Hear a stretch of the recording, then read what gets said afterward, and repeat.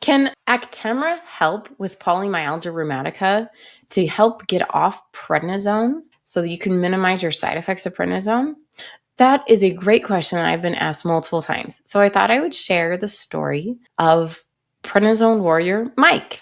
Mike shared his story by typing it up for me. And so what I'm going to do is read his story that he typed.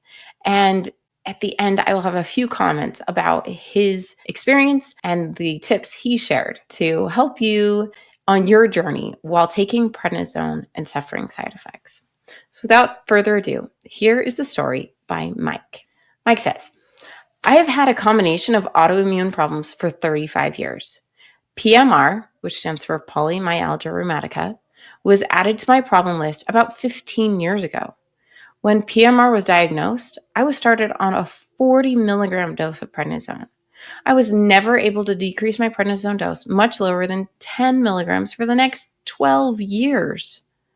That seems strange to me because I was very adept with tapering off high doses of prednisone for my other autoimmune conditions. Several alternatives to prednisone were tried. Methotrexate and leflunomide probably helped the most. However, I stopped methotrexate because I'm feeling sick and my liver enzymes were elevated. Leflunomide was stopped by my doctors because of infections. Actemra was suggested by my rheumatologist as a last resort, but at the time, it wasn't FDA approved for PMR or any other diagnosis I have. My rheumatologist asked if I would be willing to try Actemra if he could get it approved for me. I was reluctant to try Actemra because I had never heard of it before. My rheumatologist suggested it. My rheumatologist submitted a request and got it approved. I actually wanted to try a TNF inhibitor. TNF inhibitor stands for tumor necrosis factor alpha because I was diagnosed with inflammatory arthritis with uveitis at the age of 32. PMR was tacked on when I was 52 years old, as I recall. I felt like I had nothing to lose by trying Actemra. I thought Actemra would fail, but then I could try a TNF inhibitor. My rheumatologist wanted me to try Actemra first. I started Actemra injections every 2 weeks with my very first injection on January 1st, 2019. It seemed like a good way to start a new year, but I wasn't very optimistic that Actemra would work. 7 months after starting Actemra, I was able to taper off prednisone.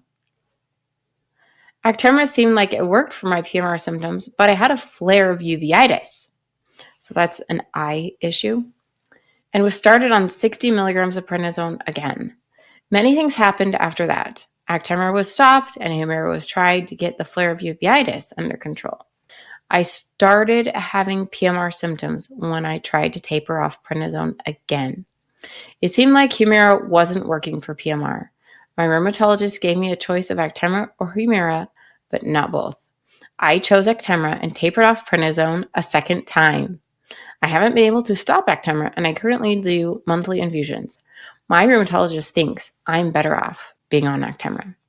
Wow, what a story. That is a very long time to have to suffer with PMR and autoimmune conditions and taking prednisone and dealing with the side effects. What a story he shares.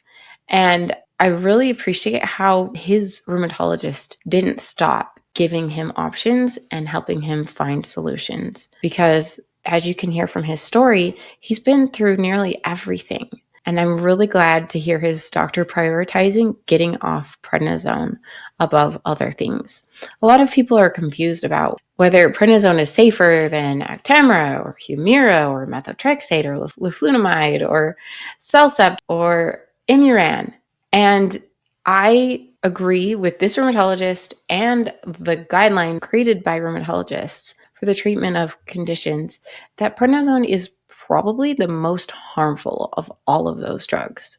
Even though the side effect profiles of the other ones seem really scary, and there are a few rare side effects that can happen that are really bad for some of those, the overall damage that prednisone can cause long-term is horrible. And so I'm really glad to hear that his case, he was able to get off prednisone not once, but twice because of Actemra. And to me, that is a win. Actemra is, I agree with the doctor, the lesser of all of the evils. And it's fantastic that he was actually able to get off prednisone by using Actemra. The goal of Actemra is really actually to just get on the lowest dose possible of prednisone. Being able to actually taper off prednisone completely is a secondary goal that I'm so glad he was able to achieve twice. So if this is you taking prednisone for PMR and you're wondering, should I do Actemra? Here's your answer. Yes, getting off prednisone is the best thing you can possibly do. And if you can't get off prednisone, getting to the lowest effective dose and staying on that is a good idea. If you can stay on 5 milligrams or below, that's the best option. And definitely work this out with your doctor. This is not medical advice. This is simply somebody's story and my general advice for people taking prednisone for PMR. Signing off as Dr. Megan, your prednisone pharmacist.